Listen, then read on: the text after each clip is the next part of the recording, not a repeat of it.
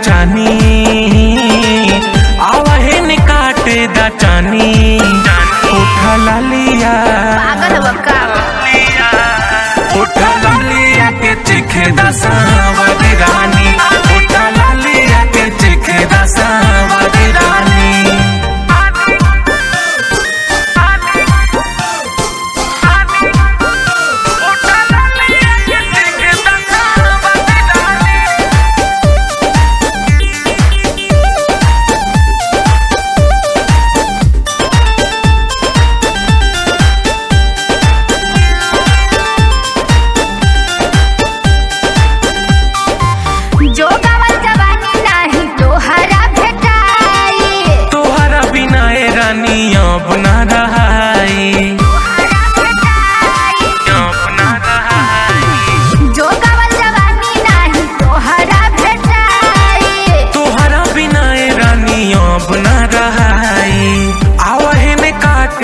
चानी आवहे ने काटे दा चानी, उठा लालिया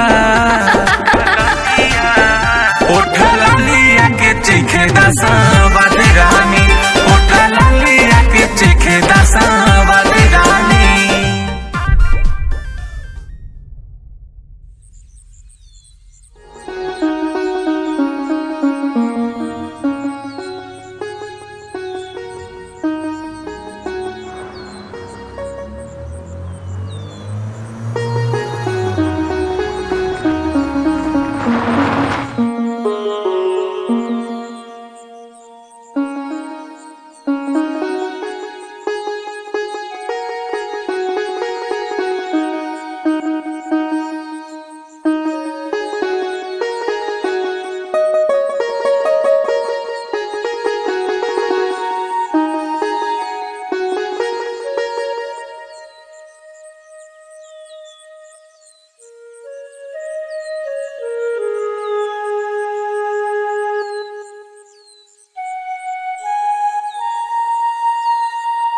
ड्यूटी जा रहे हो बेटा? जी बाबूजी, शादी के लिए कुछ दिन की छुट्टी लेकर आए थे, अब जाकर अपनी पोस्ट संभाल ली है।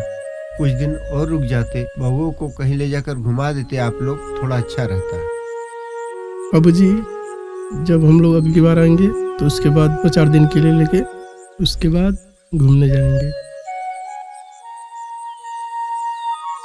ठीक है, जाओ, हमारा आशीर्वाद तुम दोनों के साथ है और अपने देश का नाम रोशन करो। जी बाबूजी।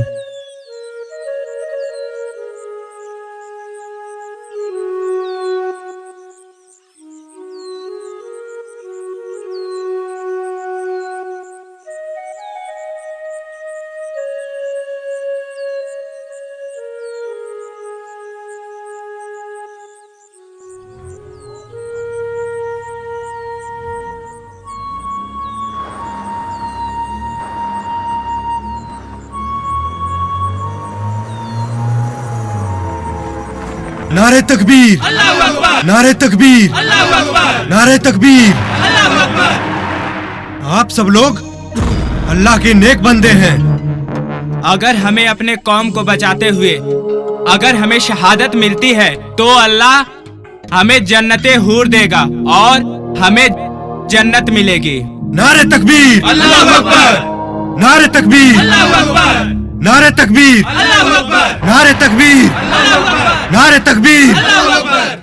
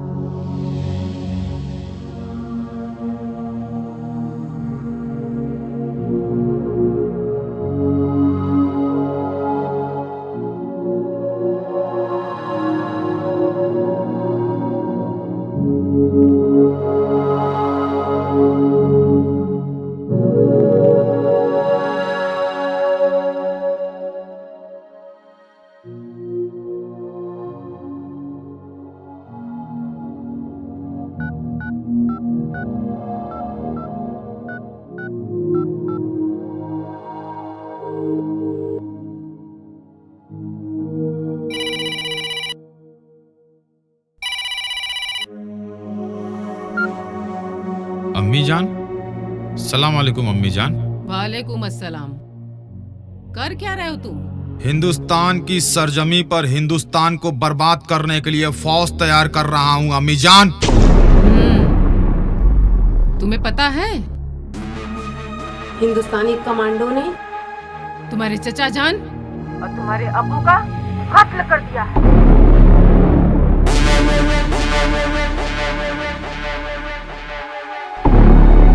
आप फिक्र ना करिए अम्मी जान, इस बार ऐसी फौज तैयार कर रहा हूँ कि हिंदुस्तानियों के छक्के छुड़ा देंगे।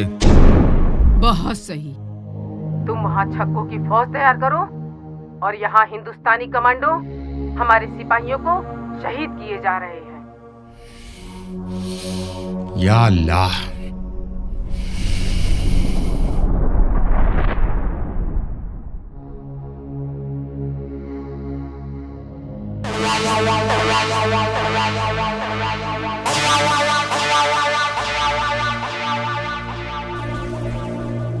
भाईजान, अम्मी जान का फोन था।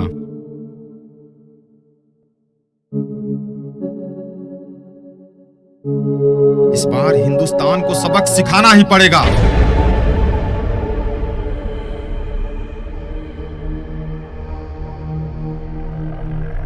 और इस साले बकर मंडी में चीते कब से पैदा होने लगे?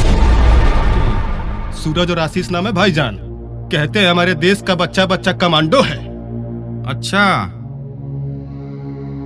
तो हमारे यहाँ का बच्चा क्या है? कबूतर? उनकी माँ का। भाईजान आप हुक्म तो कीजिए, उनका बच्चा बच्चा परोस देंगे आपकी थाली में। नहीं, मुझे चूजों की हड्डी नहीं पसंद। मुझे तो वो दो हिंदुस्तानी चीते चाहिए। मैं भी तो देखूं हिंदुस्तानी चीतों के दुम में कितना दम है। हुक्म की तालीम होगी भाईजान, इंशाअल्लाह।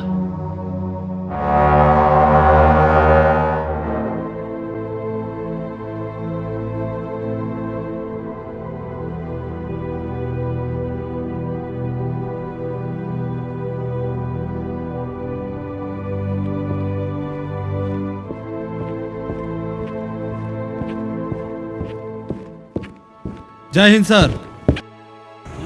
Welcome welcome officers. शादी की बहुत ढेर सारी शुभकामनाएं आप लोगों को। थैंक यू सर।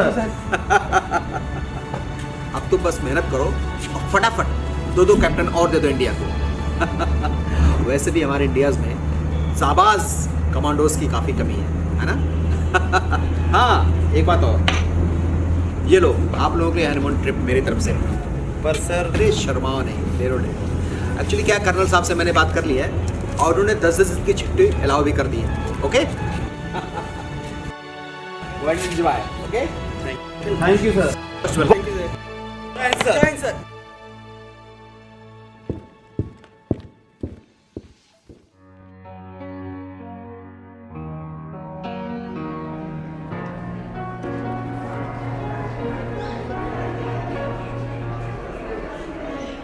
अरे विशाल भाई। जी भाई। अरे चाय के लिए बोले हो कि नहीं यार? नहीं बोले हैं, छोटवा लेकर आता ही होगा, रास्ते में होगा। ओके। अरे यार कब से चाय आ रहा है? सुबह से हम लोग मुंह धो के खड़े हैं।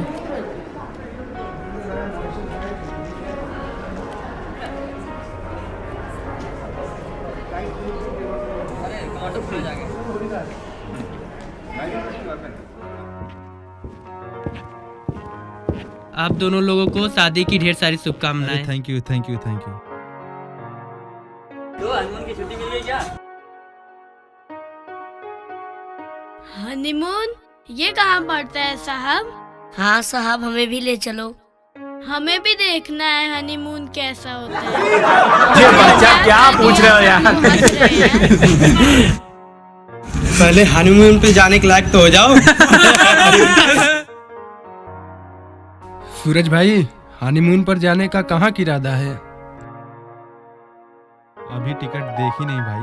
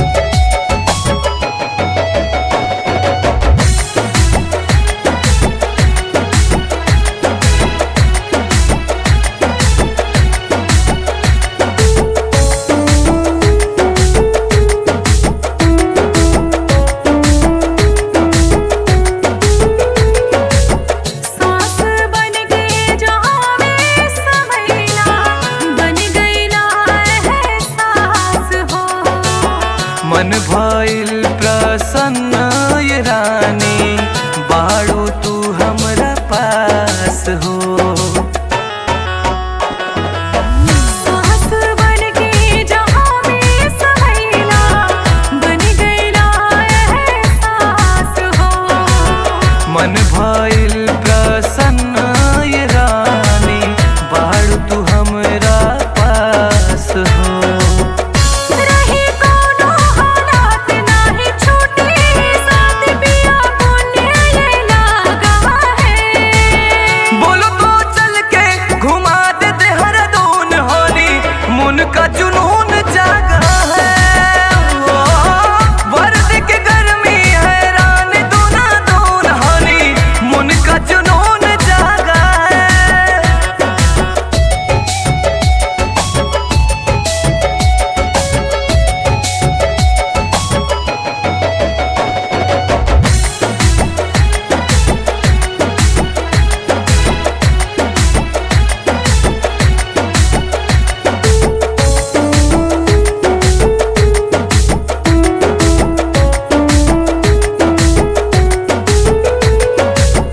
तन मन धन सब तोहारे बा पिया जी सधाला।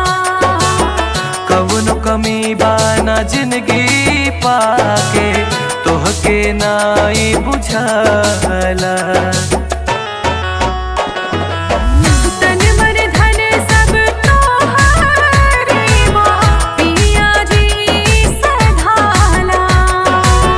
कवनो कमी बाना जिंदगी पाके तोहके नाई बुझाला। बाटे हमर विचार चला होके ना प्यार बिया अब धन लागा है। बोलो तो चल के घुमा दे देहरादून होनी मुन का जुनून जागा है।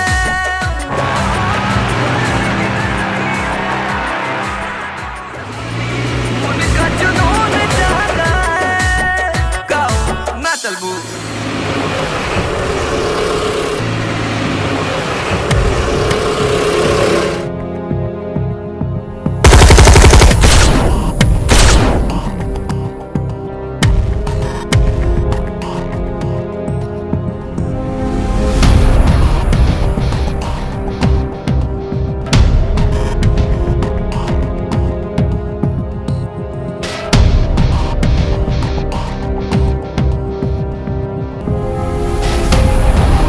बच के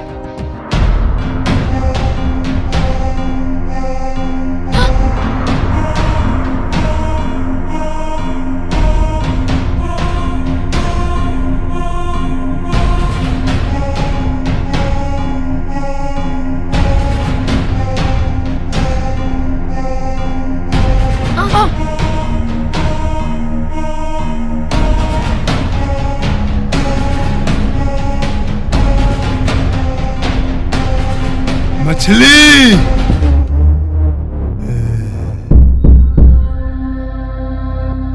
मसाला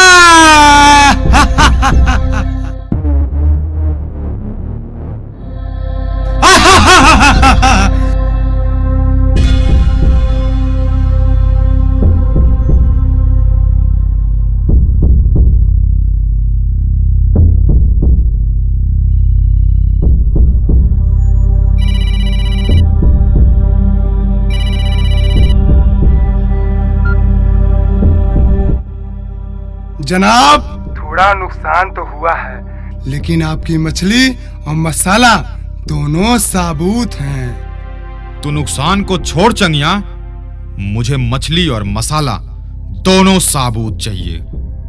जनाब, मसाले और मछली दोनों ब्रांडेड हैं।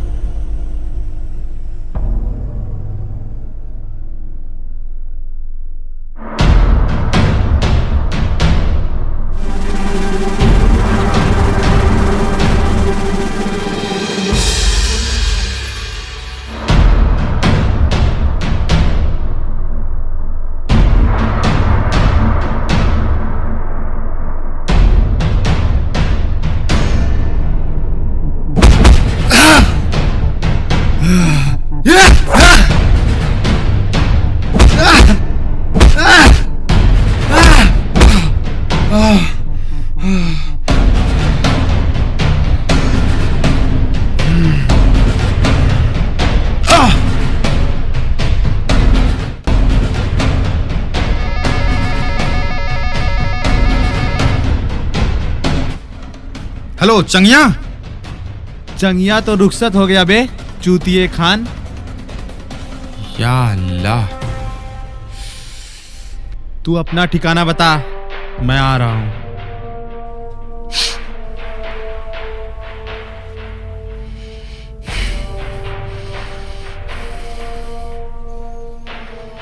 चंगिया भी सूरज के हाथों मारा गया। चीते का शिकार करना है तो जाल बिछाना पड़ेगा भाईजान।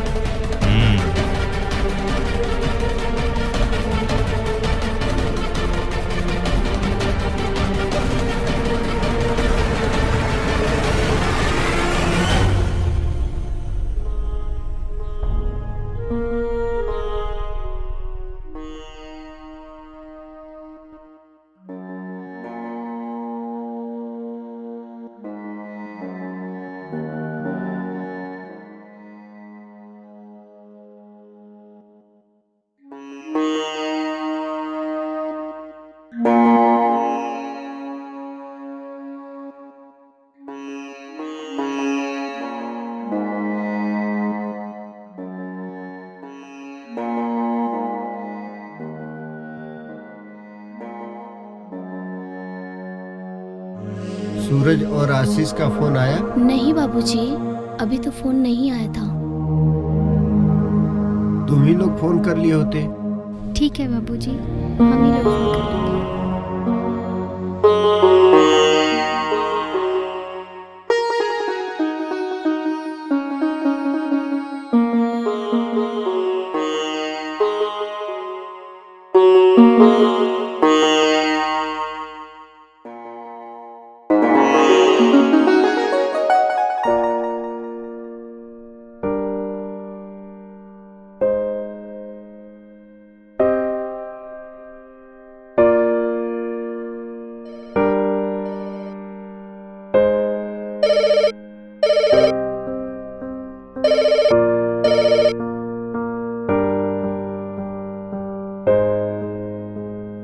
हेलो। आप पहुंच गए ठीक से? हाँ जी, ठीक से पहुंच गए। तो आपने फोन भी नहीं किया? अरे हाँ, वो क्या हुआ ना, दिमाग से उतर गया। अच्छा, ड्यूटी पे जाते ही हम दिमाग से उतर गए? अरे तू तो हमारे दिल में रहलू हो। अच्छा, तो अपने दिल से बोलिए, वो दिमाग से बोले। उनका कोई घर पे इंतजार कर रहा है।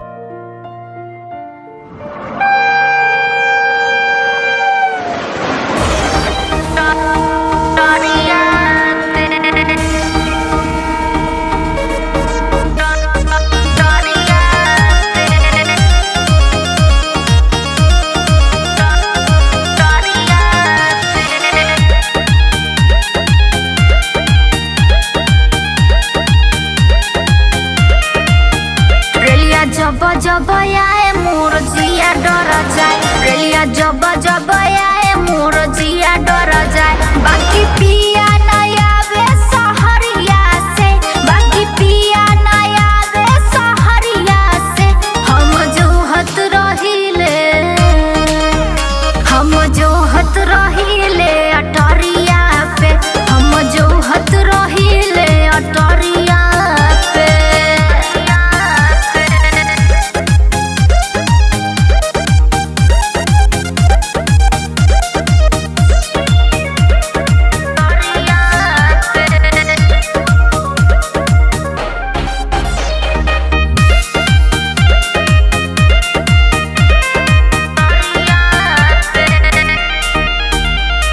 चल गईले पिया मोर लइके गबनमा, चल गईले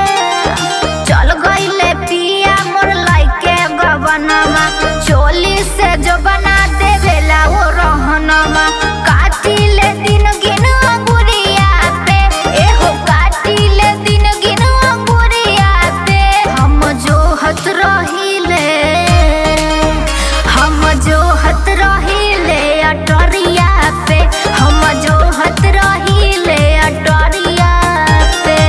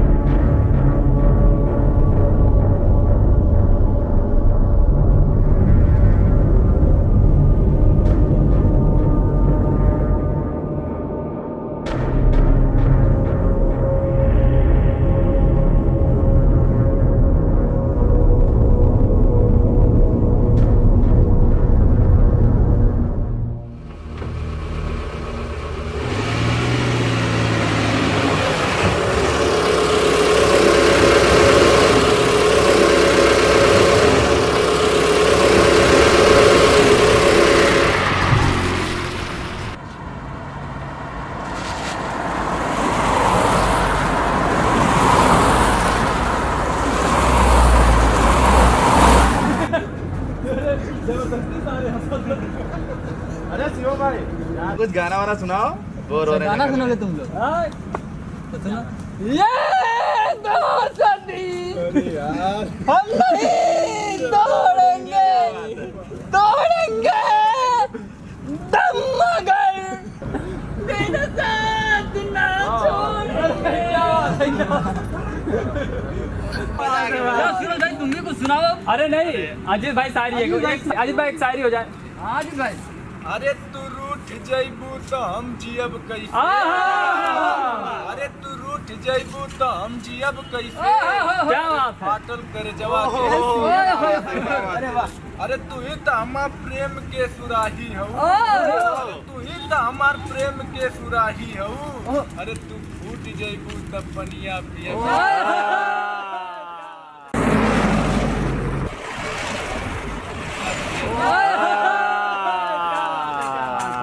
अरे सूरज भाई, अरे अपने पेट के पिटारे को एक जोक सुना दो भाई।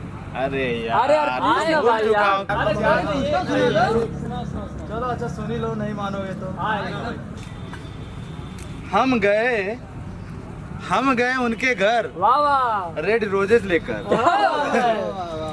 हम गए उनके घर रेड रोजेस लेकर, ये कहने के लिए ए तू अपन दिल हमरा के देबू का। क्या बोले? ए तू अपन दिल हमरा के देबू का। और उनकी मम्मी ने खोला दरवाजा, उनकी मम्मी ने खोला दरवाजा और हम डर कर बोले, चाची 2 रुपया का गुलाब लेबू का।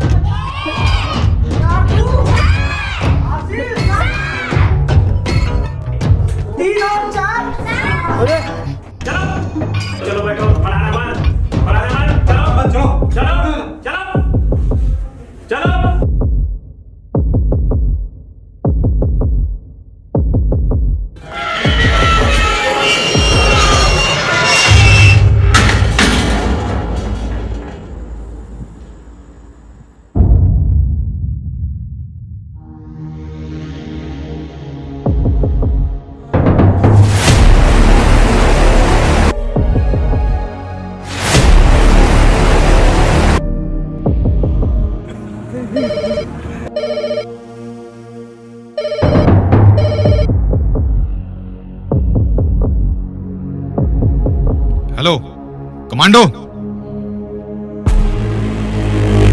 तुम्हारे बसई बाजार का टीपीएस पब्लिक स्कूल हमारे कब्जे में है।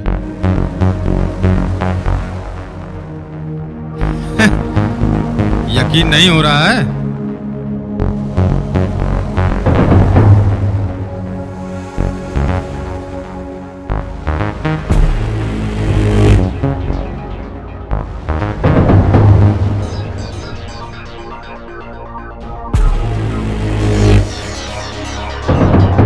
तुम्हारे स्कूल को कब्जे में कर लिया गया है।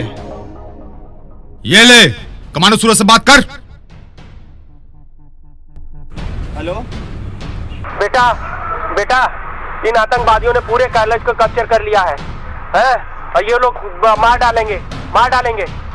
प्रिंसिपल सर, आपको परेशान होने की जरूरत नहीं है, हम लोग आ रहे हैं। देख क्या हुआ, मूत निकल गया? कहता था हमारे देश का बच्चा कमांडो है। साफ साफ बता, चाहता क्या है? तू और तेरा भाई आसिफ, दोनों साबुत चाहिए, वो भी सिंगल पीस। तुझे तो मैंने पहले ही बोला था, बता तेरा अड्डा कहाँ है, मैं आ रहा हूँ, लेकिन तूने बताया नहीं। तुम लोगों को तो फेंकी हुई खाने की आदत है। आ रहा हूँ मैं।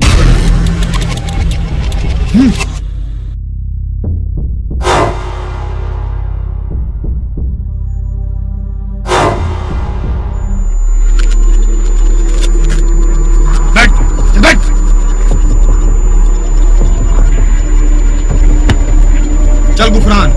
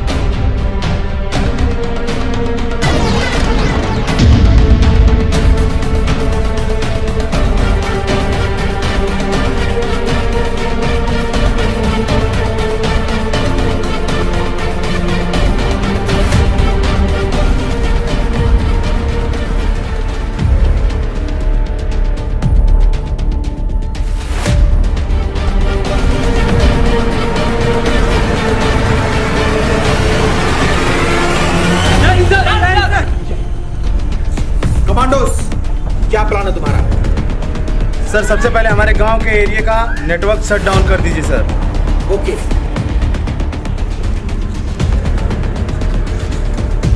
Hello control room. हेलो। सुनो जी। मसैया बाजार के एरिया के सारे जितने नेटवर्क हैं सब खत्म कर दो और अगले आदेश तक जब तक कोई सूचना नहीं मिलेगी नेटवर्क बहाल नहीं होगा। ओके। और हमारे साथ एक स्पेशल फोर्स भेज दीजिए सर। ठीक है। Okay go. ओके सर। जय हिंद। भारत माता की जय। गो अटैक।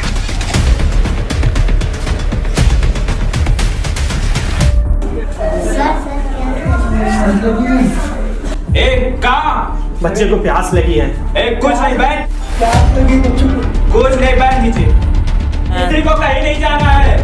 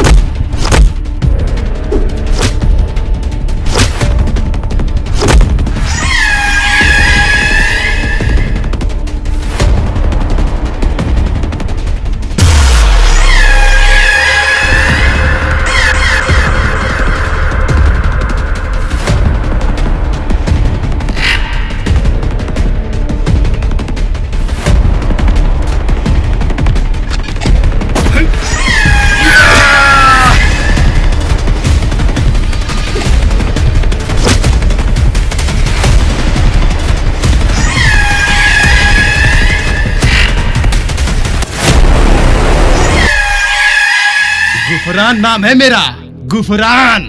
छोड़ेगा नहीं साला। अच्छा, तू ही है गुफरान और वो मुन्नावर।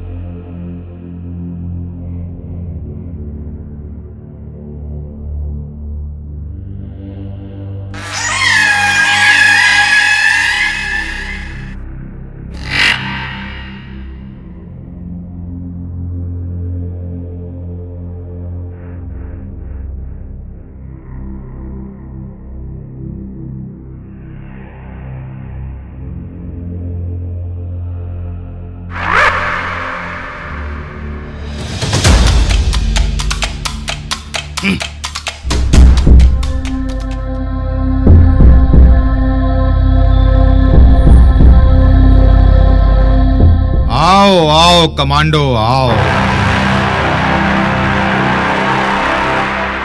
कहते हो हमारे देश का बच्चा बच्चा कमांडो है। साला, हम तुम्हारी ऐसी हालत करेंगे कि हिंदुस्तानी माए कमांडो पैदा करना बंद कर देगी। चल बैठ।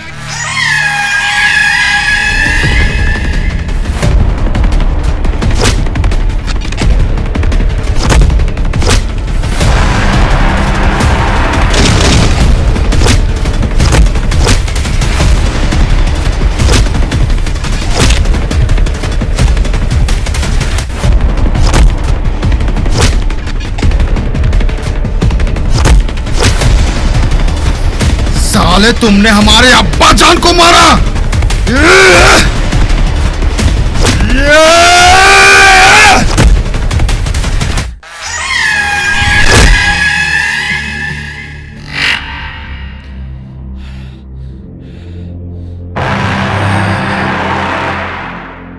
अरे हम उसी बाप के बेटे हैं जिनको तुम हिंदुस्तानियों ने मारा था। हम दोनों भाई यही हैं। मारना, मारना हमको भी। मार कमांडो, उठना, मारना, मार।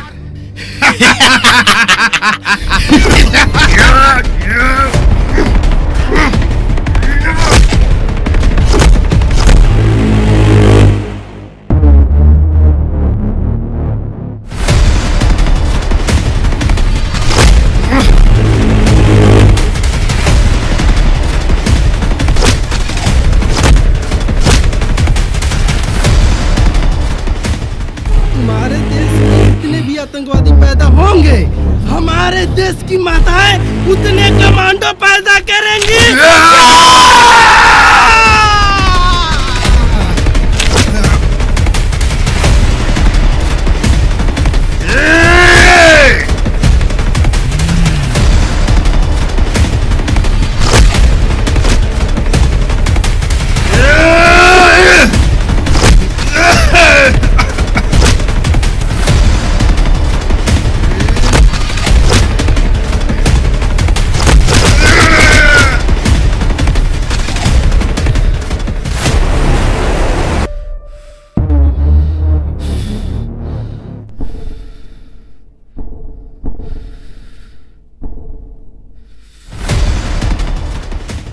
क्या बोल रहा था?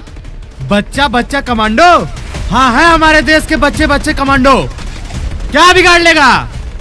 सुन, तेरे बाप को भी मारा था और आज यही तुझे भी मारूंगा। आने वाले तुम्हारे बच्चों को भी मारूंगा। पूरा आतंकवादियों को मारूंगा। कमांडो, ब्लैक कमांडो हूं मैं। तुम लोग को जड़ से उखाड़ के रख दूंगा।